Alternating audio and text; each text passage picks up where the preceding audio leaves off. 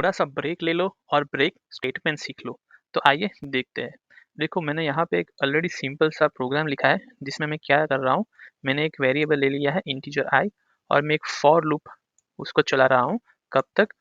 1 से लेके 10 तक और उसको मैं प्रिंट करवा रहा हूँ। तो देखो मैं रन कर रहा हूँ इधर, तो ये आ रहा है अपना आउटपुट 1 to 10। ओके, लेकिन अभी कोई स्पेसिफिक कंडीशन पे मुझे फॉर लूप से बाहर निकल जाना है, तो उसके लिए हम यूज़ कर सकते हैं ब्रेक। आइए देखते हैं कैसे करते हैं। देखो यहाँ पे मैं एक स्पेसिफिक कंडीशन डाल रहा हूँ, if I is equal to 5। Okay, और फिर मैं क्या कर रहा हूँ यहाँ पे ब्रेक।